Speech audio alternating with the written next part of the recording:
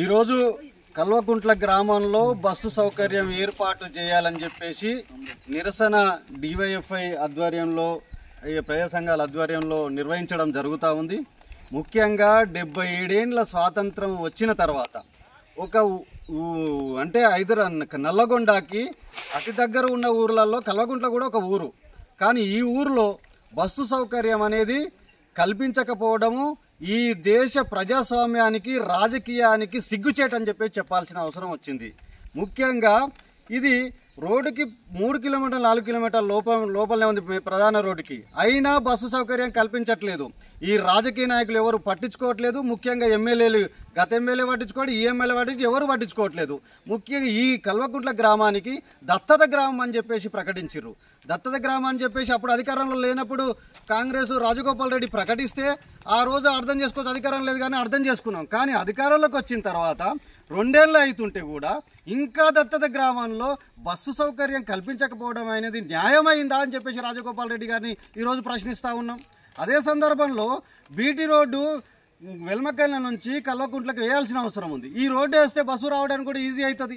ఇది వేయాలని చెప్పేసి గత ప్రభుత్వం నిధులు కూడా విడుదల చేసింది. మరి ఈ ప్రభుత్వానికి ఎందుకు ఇది రోడ్డు వేయదు, ఎందుకు చర్య తీసుకోవట్లేదు, ఎందుకు ముందుకు కదలట్లేదు? దత్తత గ్రామంలో మీరు దత్తత తీసుకున్న గ్రామంలో కూడా రోడ్డు లేకపోవడం మీకు న్యాయం అనిపిస్తుందా? కనీసం సిగ్గు అనిపిస్తలేదా అని చెప్పేసి సందర్భంగా మేము ప్రశ్నిస్తూ ఉన్నాం. ఎందుకంటే దత్తత గ్రామం అంటే రోడ్డు ఉండాలి, లైట్లు ఉండాలి, కనీసం ప్రహారీ గోడ, స్కూలుకు చిన్న ప్రైమరీ గోడకి స్కూల్కి ప్రహారీ గోడ కూడా లేదు. మరి అది కూడా నిర్మించాల్సిన బాధ్యత కాదా? లైబ్రరీ లేదు, బెంచీలు లేవు, స్కూల్లో పిల్లలు కిందలు కూర్చుంటున్నారు. అరే డెవలప్ అయిందంటే మొత్తం రాష్ట్రాన్ని డెవలప్ చేస్తాం, లేకపోతే 2025 దాకుంటాం, 35 దాకుంటాం అని చెప్పేసి అంటే మరి డెవలప్ చేయకుండా ఒక ఊరు, చిన్న ఊర్లో డెవలప్ చేయకుండా ఈ తెలంగాణ రాష్ట్రం ఎట్లా డెవలప్ అయింది? నిధులన్నీ ఎట్టిపోతున్నాయి, మద్యం మీద వస్తున్న డబ్బులన్నీ ఎట్టిపోతున్నాయి. కాబట్టి ఈరోజు మేము అర్థం చేసుకోవాల్సింది ఏంటంటే, ఈరోజు ప్రభుత్వం కాంగ్రెస్ ప్రభుత్వం, గత ప్రభుత్వం చేయలేదు బీఆర్ఎస్ ప్రభుత్వం అని చెప్పేసి అనుకుందాం, అందుకోసం వాళ్ళు ఓడిపోయారు. మరి మీరు గెలిచిన తర్వాత మీ దత్తత గ్రామంలో ఈ మున్గోడుకు వచ్చిన తర్వాత గతంలో ఉన్న ఎమ్మెల్యేలు కాదని మిమ్మల్ని గెలిపించిన తర్వాత 200 కోట్ల పైగా ఖర్చు పెడుతున్నారు నియోజకవర్గాల్లో ఉట్టిగా ఎన్నికలప్పుడు. ఆ ఉట్టిగా పెట్టే బదులు 1 కోటి రూపాయలు 2 కోట్లు ఈ ఊరికి ఇస్తే ఊరు బాగుపడుతుంది కదా. మా ఎన్నికలప్పుడు మాత్రం డబ్బులు చల్లేసి ఆ రోజు వరకు ఎన్నికలు గెలుచుకుందాం అన్నట్టు కాదు కదా. నిజంగా కల్వకుంట్ల గ్రామం అనేది వెనుకబడినట్టుగా ఎందుకు ఉండాలి?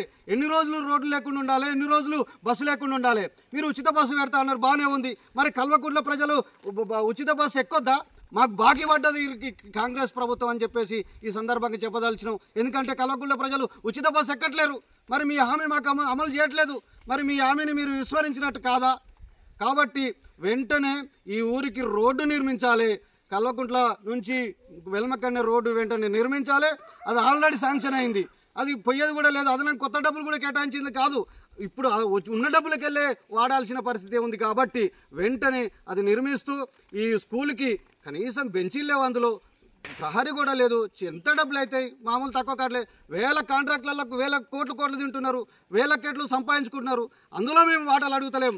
గవర్నమెంట్ సొమ్ము మాత్రమే చిన్నగా 1 లక్ష 2 లక్షలు మాకు ఇస్తే, లేకపోతే ఒక 10 లక్షలు ఇస్తే, 50,000 ఇస్తే మీ మంచిగా సరిపోద్ది, చాలా సమస్యలు పరిష్కారం అవుతాయి. కాబట్టి కల్వకుంట్లకి వెంటనే బస్సు సౌకర్యం ఏర్పాటు చేయాలి, బీటీ రోడ్డు వెల్మకన్న నిర్మించాలి, ప్రహరీ గోడ నిర్మించాలి, ఇతర కూడా అందులో ఇట్లాంటివి కూడా బాకీలు ఉన్నాయి అవన్నీ కూడా ఇవ్వాలి అని చెప్పేసి ఈ సందర్భంగా మేము డిమాండ్ చేస్తా ఉన్నాం.